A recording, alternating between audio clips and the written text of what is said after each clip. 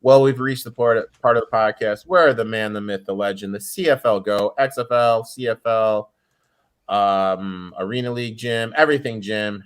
You're stopping by the show. How you doing today, my man? I'm doing great, Eric. I'm doing so good. So, have you changed that to a jersey for a Teddy covers jersey yet? Nope. In fact, I would rather this week we don't even play Teddy. I'd rather see Skylar out there. Really, dude? Yep. No love for Teddy covers, I am done with. What was the last? He didn't cover last week. but he didn't start last week, dude. I don't care. I don't care. I'm out on Teddy. You're not Team Teddy, dude. No, Why not, dude? because he sucks. Dude, I think he's better than Tua, dude. I vehemently disagree. I mean, dude, Tua is awful, dude. I disagree. It's a system.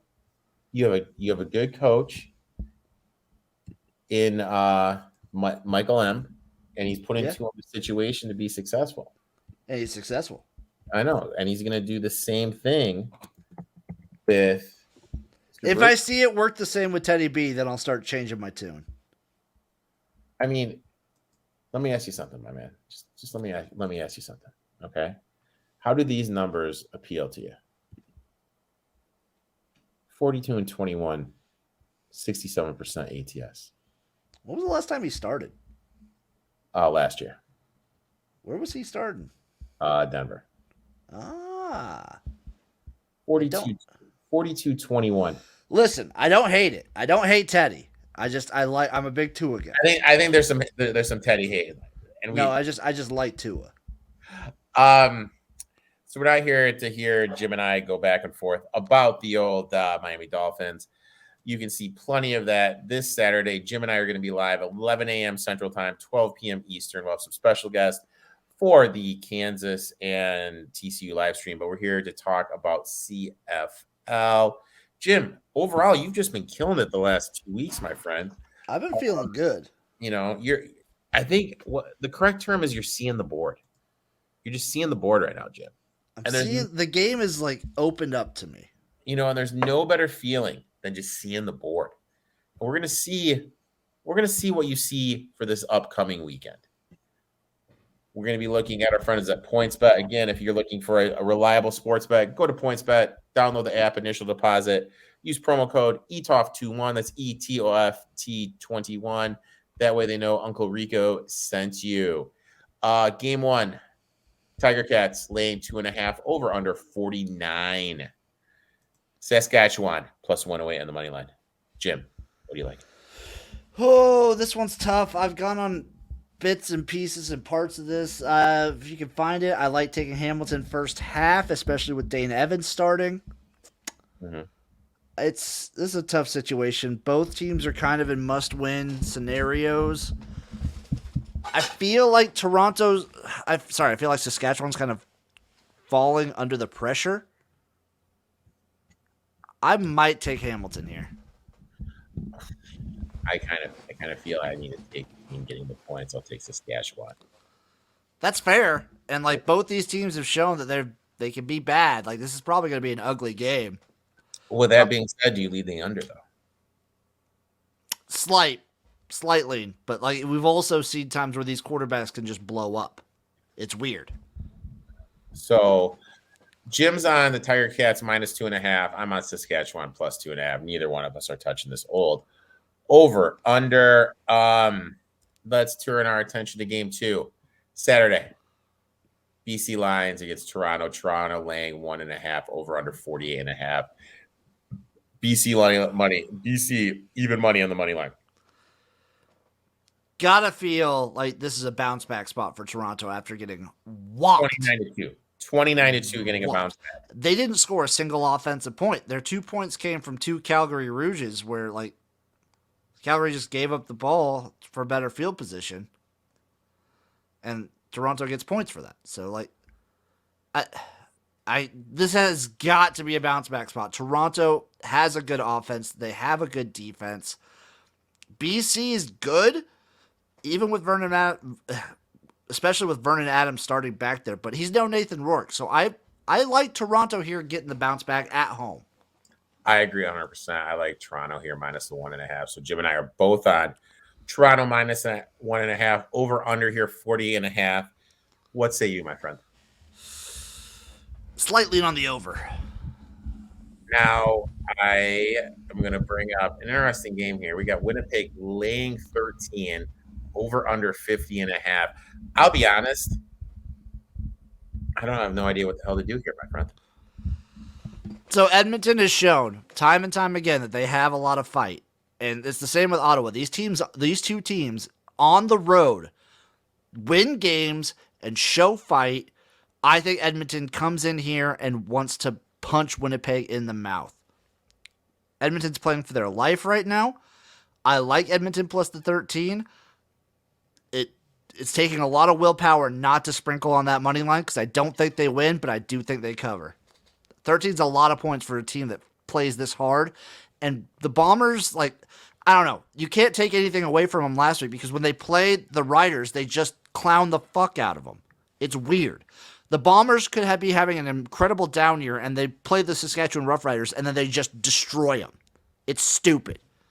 It makes zero sense. Yeah, I'll ride with you. Jim and I are both going to be on the Elks plus the 13. Next, we're going to Ottawa, getting 6.5, over under 47.5, money line plus 210. Ottawa did make some news, finally firing their coach. To say the season's been a disappointment has been an understatement. I know you and I were both high on them going into the season. Mm-hmm. First game of the year came down to the backup cornerback for the Winnipeg Blue Bombers, leading them down for a field goal.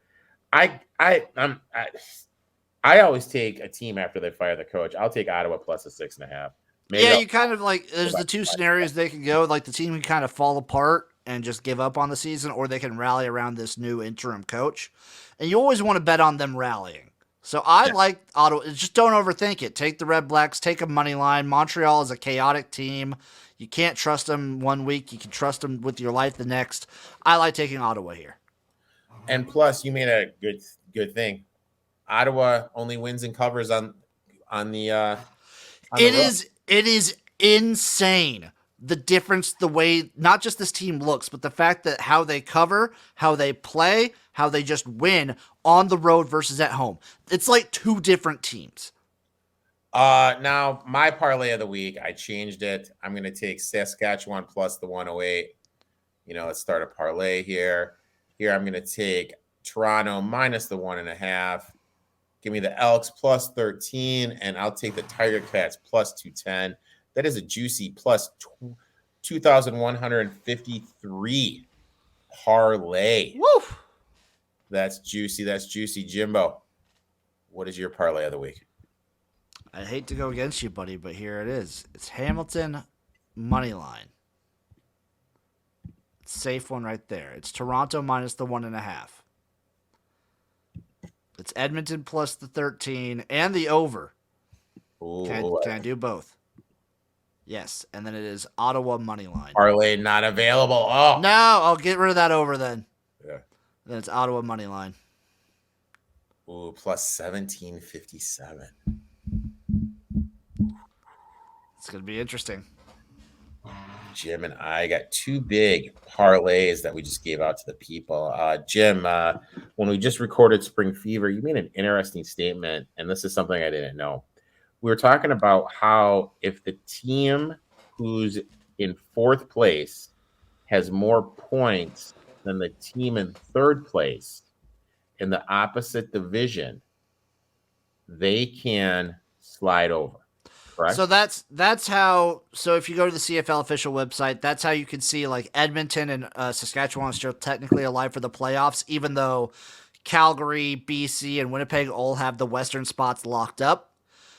Basically, if Edmonton or Saskatchewan finish with more points than Hamilton or Ottawa, if they finish with more points than both those teams, then they take a Western team and slot them into the third place of the East. So hear me out. If Saskatchewan goes over to the East, do they become the favorites to come out of the East? No. Still probably Toronto. Still probably the Argos. Okay. And you don't think in a one-game scenario Saskatchewan could beat the They could, but man, it's really hard to come out of the East in general. You have to play the two games. I I can't trust a team with a bad offensive line. And Saskatchewan, in my opinion, has the worst offensive line in the league. You know me, Jim. I'm just always looking for futures. I'm looking at these futures on PointsBet. We got the Blue Bombers plus 115, the Stampeders plus 400, Toronto, BC, both at plus 450, Montreal plus 850, Saskatchewan 14-1, Tiger Cats plus 5,500. Obviously, Tiger Cats are up against it. I think it's going to take a miracle for getting them to get into it. That's why I kind of like the Saskatchewan, because I think they're going to get in the third place game. I could see them. How can I say this? Their variance grid, I feel the ceiling is really high, but I also feel their floor is really low. So are you taking the Riders to make it to the Grey Cup? Or are you taking them to win it? I would take them to win it.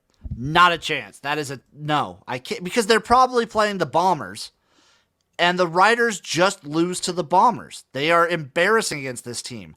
Maybe because it'd be a home field situation, like they'd be playing in Saskatchewan. That's where the Grey Cup is this year. You play it for that scenario. But I like the money you get on fucking Edmonton more than that. Really? 150-1 odds to play in the Grey Cup. You show me a team that plays with this much heart on the road. If Edmonton, it's all basically predicated on if Edmonton can win this week. If they lose, they're out. So let me ask you this: if Saskatchewan wins the Grey Cup, are we gonna see you eat all the ingredients to a coconut cream pie individual? No, I feel like I have to eat like a watermelon rind and all. What? Yeah, because that's the thing that the Rough Riders fans do is they cut out watermelons and wear them on their heads. Oh, okay. I feel like I have to eat a whole bunch of watermelon. All right, so you'd have to eat a whole watermelon by yourself. Yeah, is it safe to eat the rind of a watermelon? I don't know. Is it safe to eat? I'm looking it up right now. The whole thing's edible. But okay. It's cousin the cucumber. The whole thing is edible. I didn't know cucumbers and watermelons were cousins. I also didn't know those were cousins. So yes, if the Rough Riders win the Grey Cup, I will eat a whole watermelon. Skin and all. Yeah. Yeah, that's good. God damn it, Jim. Jim, I feel like you're gonna dump me as a friend just because of all the food bets you lose to me. Well, I haven't lost a single one yet. Keyword, yeah. Tune in this Saturday to see. Tune in this Saturday, watch Kansas get 6, baby. Let's go. Oh, God. All right, people. Jim, thanks for stopping by. You've been a money guest this whole CFL season. Why don't you tell everyone where they can find you? You can find me on Twitter at XFL Jim, YouTube XFL Jim. I do a CFL recap every Tuesday, and now that it's October, we're getting spooky with it, so tune into that every week. I'm streaming with this guy 3 times a week. Dude, you're turning into my BFF. It's been a budding relationship, and I'm happy that we're doing it. Hey, buddy, you know what? When two studs get together, it's just a magical moment, and that's what's happening now. Jim, I look forward to talking to you on Saturday, my man. Back at you.